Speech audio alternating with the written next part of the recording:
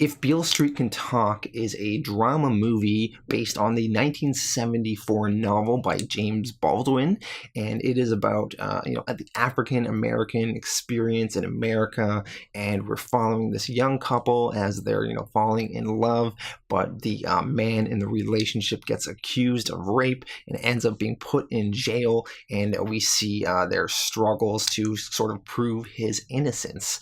This movie is written and directed by Jenkins, who did 2016's movie Moonlight, which actually won the Oscar for Best Picture.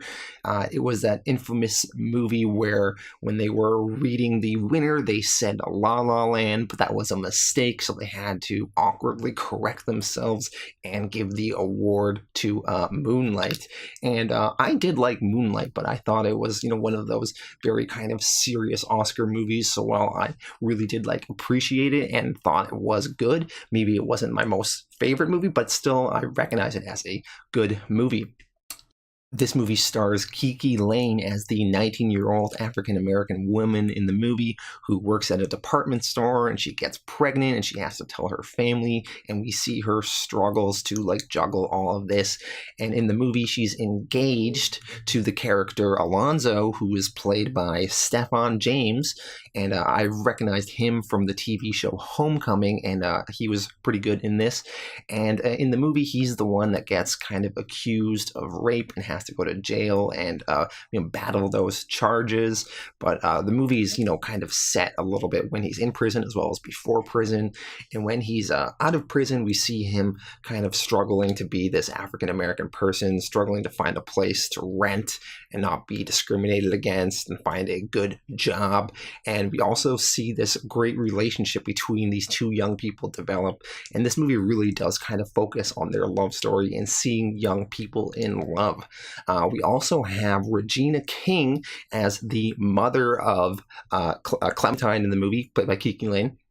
And Regina was really good in this. I think she's going to get some Best Supporting Actress nominations.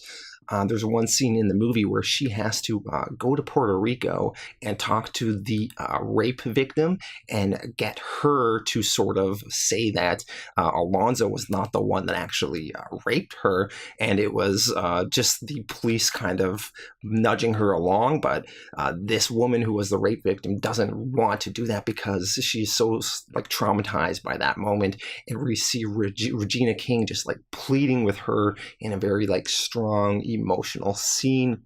On to some of my positives. The musical score in this is really good. It's like these string instruments, and it comes through at various moments to really accentuate the action going on.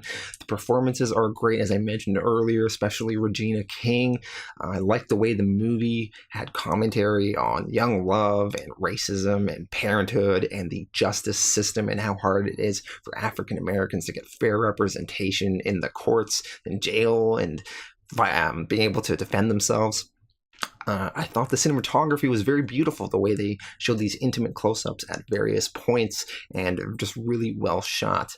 Onto some of my negatives, though. The pacing is a little bit slow at times. I sometimes feel that this movie would be better suited to being a play, as there's just a lot of kind of slow moments, and some scenes go on a little bit longer than I would like. One specific scene is the sex scene between our two young leads that I really felt went on a lot longer than I wanted it to, and there's a few scenes like that where I just felt that they went on a little bit too long. I also felt that the movie was a little bit of a downer, so at the end of the movie, it's a little bit depressing what happens to our main characters, and after a 2-hour movie, it is kind of a gut punch to leave the theater in such a downer of a mood. But I guess that is real life, and that is what happened to a lot of African Americans that were imprisoned for crimes they did not commit. So while I did enjoy this movie, I think from a pure cinematography perspective, this is probably a 9 out of 10.